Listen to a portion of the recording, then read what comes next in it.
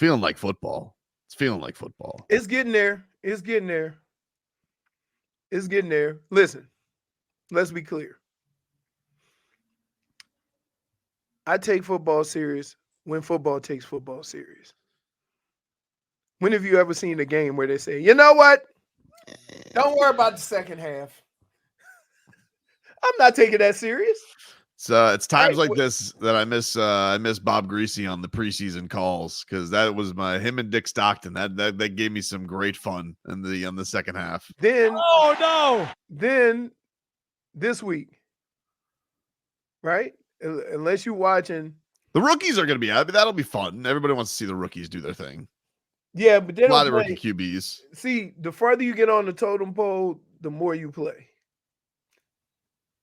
So if you're trying to make the team, you're going to get a lot of playing time. Yeah, for sure. Let's get to headlines brought to you by the new Palmetto Ford Truck Supercenter. Why buy your truck at a car store? Palmetto Ford. We know trucks. I got some breaking NBA news. You kind of knew this yesterday, but it is official now. Lauri Markkanen, he signs a 5-year extension with the Utah Jazz. $238 million. Hold. Almost cussed. 5 years. Yeah. 230. Yeah. Almost 240. 5, 6, 75, 40, $6 million a year. 47, 46, 47. Yeah. Dude. Munyon. How do you say Munyon in Finnish? Don't matter. Oh, you believing kidding me? Wow. I mean, I thought he was good, but $250 million good? You better be donating to that Barkov Foundation there, Lauri. Oh, my goodness. He now cannot be traded. No, get that Munyon. He now cannot be traded till next summer because he is past the trade deadline. You think he did that purposely? Yeah, supposedly he likes Utah. He likes Utah. Lovely golf, I hear. Yes. He hit the ball far, too, because of the thin air. Ooh. Yeah, so that is taken off the table for everybody. Mike McDaniel this morning, he lied to us. You know, he went up there. Well, he went up there. He had this whole song and dance about Liam Eichenberg. I'm not, and just, dude, like, you got to get over this. I'm trying. Can we listen? Can we make one assumption here? They know more about football than you. I'll concede it. Okay. And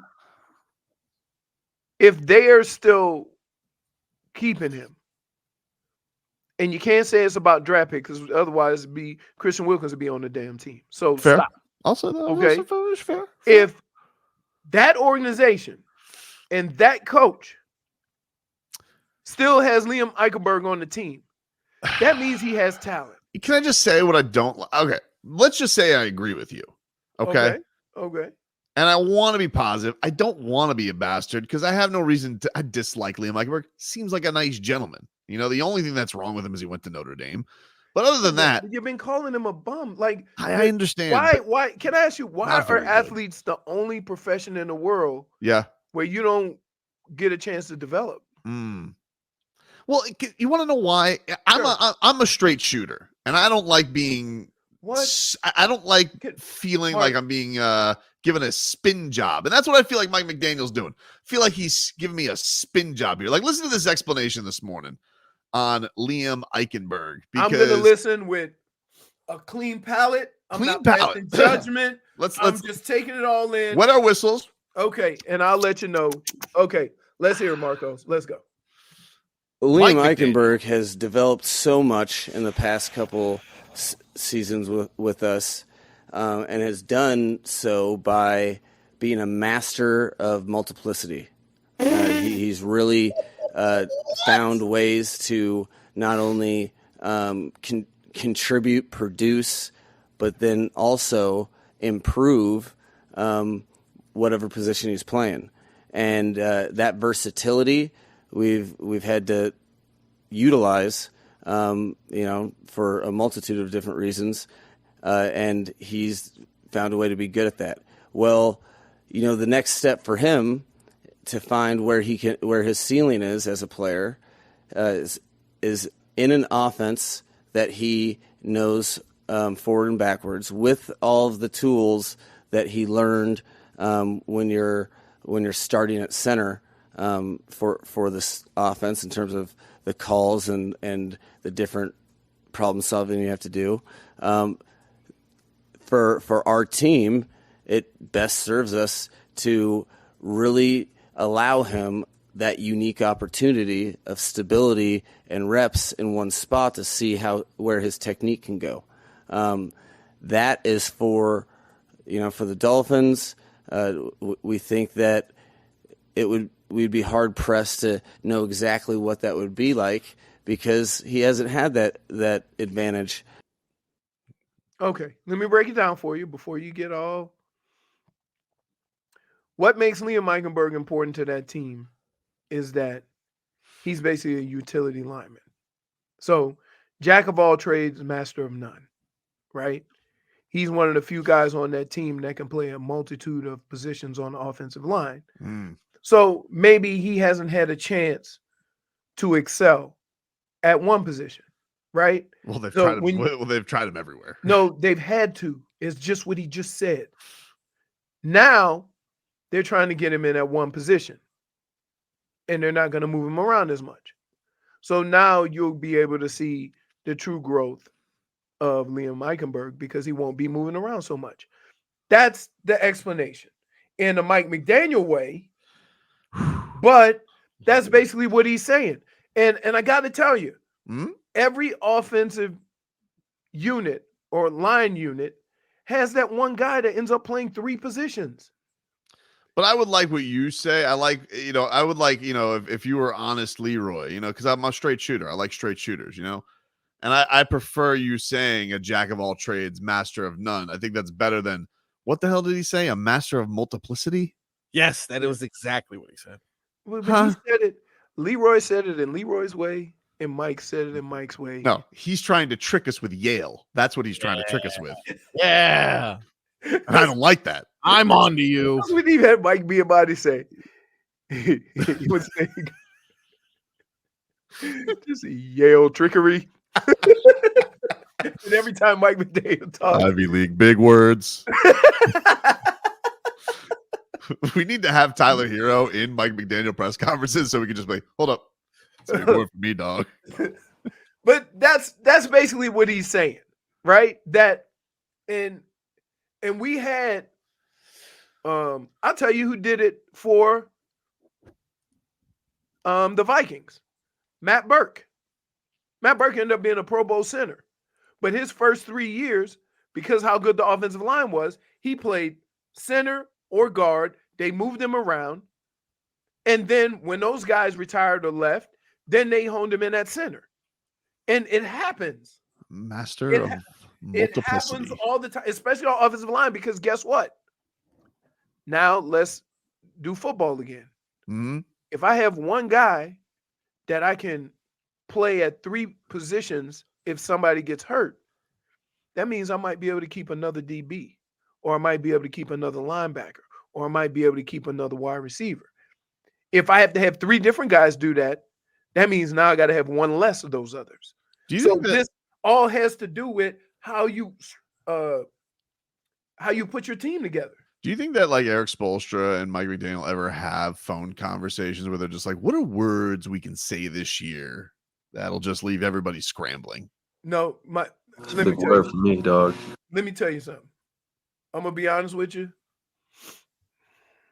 Spo losing that battle. Spo is to the point, right? But he can't no. Oh man, for bleeps and grins, Mike McDaniel would be smiling at him. Mike McDaniel likes to talk. I think Eric Spoelstra's enjoying Steve Kerr having to do all the talking. Yes. So that's the thing. So that's why I have always had more patience with Liam Eichenberg, because he's never been able to hone in on one position. Now that he's doing that, and he's only now keep in mind, if something goes awry, they might be back to square one with him playing different positions. But for right now, they're going to have him concentrating on one position. And then I don't want to hear at the end of the year, like, and here's how it reports. Oh, he really found his game this year. He really did. No. Well, that did happen with Austin Jackson. It felt like he found his game, but his was more injuries than it was talent. But I'm just like, I don't want to think that he stinks. I just think he stinks. We have a problem with the truth at times. We only see the result. We don't ever want to consider the reasons why. And when you try to give the reasons why as to why Liam Eichenberg is not as far along as you would like, you say he just stinks. Yeah. Now, coming from you, who played how many plays offensive line? I'll help you out. None. A dozen? No, that's a dozen. Don't. No, I mean, I did freshman year. I did play offensive line. I actually had a natural snap. The coach said. Anyway, for you to say he stinks, like not for nothing. You said Barry didn't have a football team. I played in high school. He's in high school, dude. Like you lied to me. So you played football one day and then you said, back to horses? I played football. My star play for the Pope John Paul JV Eagles was I recovered a sneak onside kick that no one saw coming except for me. I may have even just made a mistake, but I lucked into getting the football, which was a huge recovery, led to a touchdown for a win. Wow. But I did not like the feeling of getting hit. I'm like, not for me. In fact, I actually remember one game where I played against Devin Hester's, not his team, but his school, Suncoast, and I got lit up like a Christmas tree. I'm like, I don't know if I'm coming back for this. How about this? You played more football than me my freshman year. What? I didn't play till my junior year of high school. Because you didn't feel like it? No, because the school, like, they had the out-of-district thing. So I played, you could practice, you just couldn't play. So I went to a school my freshman year. How horrible is that? You can practice, but you can't play. Yeah. And then I transferred, so I had to sit out that year. Yeah. But so I sat out my sophomore year. Your school didn't play till my junior year. So your school didn't have like a JV team that young guys got to play on? No, they would do like the school I graduated from. Mm-hmm. No, it was too small. Yeah, fair enough. Like, dude, think about this. My center weighed 165. Think about that. And we still made the playoffs every year. You get out in the open field. No, get out of the open. He was getting killed. We'll take a quick break. Back more for this. Yeah, frog boy. Hold on. Couple things going on here. Where are you going, by the way, during every break? You don't do any in-break producing. What's going on? All right. Well, I don't know if you know this. We just recently transferred to a new system. So if you guys are looking to catch our podcast, you know what? Why don't I even talk? New system. You sound. You know what you sound like? You sound like people who want to excuse the next year as a quarterback. Oh, I'm adjusting to the new system. Does Tua get any excuses? Oh, Leroy gives him a whole 2 years. You sit there and you're like, oh. And by the way, we all noticed you cowered as soon as Tua got his money. By the way, we noticed. You were sitting here. You were blasting him all off season. Yeah. Look, listen, that was a little bit of TML, and I thought you should know that everything that I said, he's been living up to it. I tell you what, he's gotten more mobile, slimmed down, really. We don't know that he's more mobile. We think he's more mobile. Oh, he's mobile. We only know that he's thinner. We don't know that he's more mobile. He literally hasn't been allowed to be tackled yet. There is nothing for him to fear. We have no idea about his mobility. Because he's so fast. That's why he hasn't been able to be. Oh, he's like the blur? You can't catch him. It's him, Ethan Bonner, two fastest people in practice. Really shed those pounds. Let's get the headlines. Brought to you by the new Palmetto Ford Truck Super Center. Why buy your truck at a car store? Palmetto Ford. We know trucks. All right, the joint practices are done. We will reconvene for preseason football on Friday. Aaron Brewer had a hand injury in the middle of practice. Not great. Eichenberg had to snap now. Right after Mike McDaniel was saying he's a master of blah blah blah, whatever the hell he said. Nobody believes him. When you have to give a 3-minute answer on a player, Oh, he's just trying to distract us, dude. you're filibustering, dude. You think he's good or not? Multiple. I can't even say that word. What is the word? Is that a real word that he has said? Master of manipulation. Oh yeah, that's what he was. That's what he is. He's a master of manipulation. That's what he's doing. Making things up, dude. Sitting here. Oh, I think he's got it all handled. All right, great. I hope he does. I'll be rooting for him on Sundays, but I don't have a lot of faith in it. Yeah. You man. Like I'm trying. I just I don't understand how, and this happens with sports. Like, we don't have the patience that we want people to have with us. You see what I'm saying? If I go into a place of business and I'm like, why are you screwing this up? This is my first day. I've only been here for a short period of time. But it would and be I'm like but the time frame is different for everyone. look, And that's what you don't get about sports. Everybody's growth happens differently. You have to look at Liam Eichenberg this way. And I'm not saying he's going to be a stud or not. But I'm saying this. When you've played 3 different positions your first 4 years of the NFL, to say you suck is a bit rough because somebody thinks something highly of you that you playing 3 positions. do they think highly, or is it because he's a high draft pick they keep trying? Okay, Justin Fields was a high pick. And he's not on the team anymore. Not really a great argument.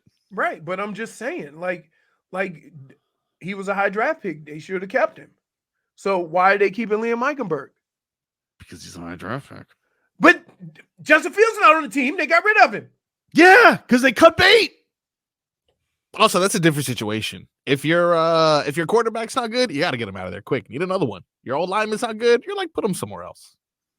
Well, Liam Eichenberg has developed so much in the past couple seasons with us, and has done so by being a master of multiplicity. What, dude? What are we? You get in your mind when a player is a bum and he can't change your mind. No, that's not true. That's not true. I say this. Like, don't just say because he's a high draft pick. Mm-hmm. I look at it this way. They know more about football than we do. They know about Liam Eichenberg's situation than we do. And they're continuing to let him play. They got more on the line than we do. Okay? So if that is the case, he must have some talent that you clearly don't see. I'm looking at it as, if it is Chris Greer's job, Mike McDaniel's job to protect Tua and to win football games, you wouldn't put a guy out there that you don't think can give you a chance to win. So I'm gonna be a little bit more reserved before just saying the guy's it's a an bum. argument of delusion, though. Like it's a maybe. You're not Says doing it on the short. you. No, it says them too. Hold on. They know more than we do. Okay. Great. That's fine. Like, no GM has ever made a bad decision in their life, Leroy. Sure they have. I'm not saying that. Second off, if you're putting him in place, you're saying, well, maybe this is the year we don't move him around and we put him at the other position that he hasn't played. And that, well, maybe that'll work out. But maybe it was out of, but here, the reason why he played a whole bunch of different positions was out of need. Not out of because he couldn't stick at one. No. Yes, because they had nobody else to play the positions, and he was available at center. Yeah, yes, at center when he wasn't starting, but he's already started at other places. Stunk. Okay, so you think Liam Eichenberg is never going to be any good? I hope and that you have as a. Do I have a ton of faith? No. You're saying as of right now, Liam Eichenberg is never going to be any good. I don't think he's going to be good. Based on what? Because he stunk. Okay. because because he's a turnstile. Okay. Because he snaps the ball. Because he snaps the ball like a slow pitch softball player. Were they the worst offensive line in the league? They weren't highly regarded last year. What are you talking about? Statistically, they were not highly regarded last year as an offensive line. No, they were better than we've seen, which has been disastrous. Okay.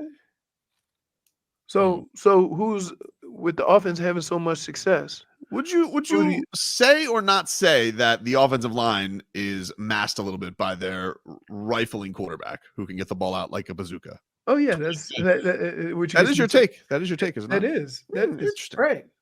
Why would he have to do that if he didn't have bums in front of him? Okay. It all goes hand in hand. Getting crazy. No, it goes out of Tua's hand fast because he's got to not run for his life. It's true. All right. I'm just saying, like, I just wish there are times where you need to be a little more patient. You are so quick to call somebody a bum. That's not true. And that's not true. Really? That's not true. Really? That's not true. Really? Dude. I don't quickly call people bums. Here's what you do. You don't call them a bum. You go, time for some TTL. I observe bum behavior and call it like you see it. Which is also the same thing as calling them a bum. No. TTL and calling somebody a bum are not the same thing. Yeah, TTL is way different, okay? TTL is reserved for those I know can do better. I would never give TTL to Liam Eichenberg. I don't think he can do better. He is who he is. You just give him T then. And I would say that I think they know more than us. And if that was the case, he wouldn't be on the team. Well, did they know more than us letting Christian Wilkins walk for nothing? Ooh. You know, same guy. Look. You know what he tried to do? Let me tell y'all what he tried to do. Guy. Let me try. Wait. Let me tell you what he tried to do. See, he tried to take it and bring it to my own personal hurt. Yeah. And my own disgust with the team for letting him walk. Right. Genius. So now, no, but that doesn't Clear. take that. No. Couldn't sign Christian Wilkins like we all knew the most obvious thing ever. Couldn't sign him early. Let him walk. Anyway. Viva Las Vegas. Anyway. Are you prepared to apologize? Will I apologize? What? If Liam Eichenberg plays one position all year, and he has some success, are you willing to apologize to Liam Eichenberg? Of course. I'm not a pig-headed person. What? I pull out. Oh my God! Because when you were trying to apologize to Trevor Lawrence, that was not even an apology. No, it was because it was. By the way, I was right. I mean, like it was all hocus pocus and smoke and mirrors. J-Fig. Ridiculous. What about your apology to Raheem Mostert, where you apologize on behalf of the Dolphins? Yeah. Oh, you are. That's fraud. true. You are a fraud. Hold on. You're a sham. That was true, though. That was true, though. See how he's. No. Hold on. No. Hold on. Dude, hold on. Don't put a twist on it. Don't put a twist on it. Don't put a twist on it. I never had anything against Raheem Mostert. I was just following the Dolphins' lead. They were flirting with every running back under the sun last summer. Every running back. Oh, you're going to finish Josh Jacobs? What about Saquon Barkley? And then all of a sudden they're like, all right, Raheem. So that's why I apologize on behalf of the Miami Dolphins. Even if I agreed with them, they led the way. That's not my fault. You apologize for yourself. Wow. You are, let me tell you something. Nothing more says I am fraudulent like this last conversation. This is ridiculous. I don't understand. You don't understand. You never understand. I just think it's unfair. Wiggle out of situations. I'm not trying to wiggle out of situations. I don't think a guy's very good. You keep coming at the same argument. Maybe patient. Maybe they know something. Then I come at you and say, did they know something when they let Christian Wilkins walk? You're like, you're going personal now. And I'm like, you know what? That was a liar.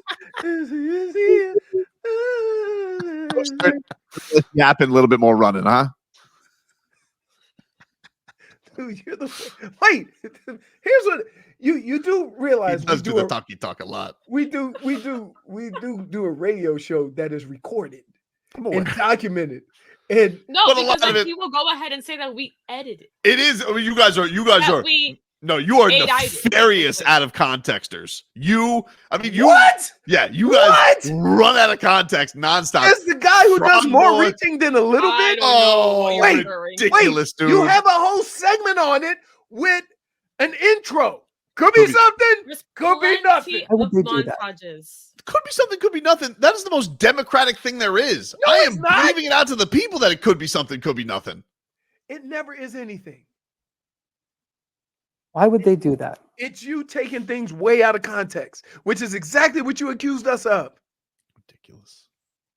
Oh my goodness. You like what? Molehill Mountain Maker. Yep, there you go. MMM. We got Marshall Mathers and we got MMM. MMM. Now come to the stage, MMM. Luis says there's no way Tobin can remember all the trash he talks. Nobody can. Right? I'm dude, you're like you. And then here's the kicker. When I call you on something, you got me wrong. I did not say that. No, I but you bring up things that are just like out of nowhere. You take a piece and you don't take the whole puzzle. because the whole puzzle is What? worse. Dude, you're a 1,000-piece No. puzzle, but I only got 900 Don't say pieces. it. No. Dolphins. End the segment right now. You're the worst. You're Things like- get too hard. Just Dolphins. Wait, Smoke it- bomb. You don't have to do jazz hands. great. Just making it worse.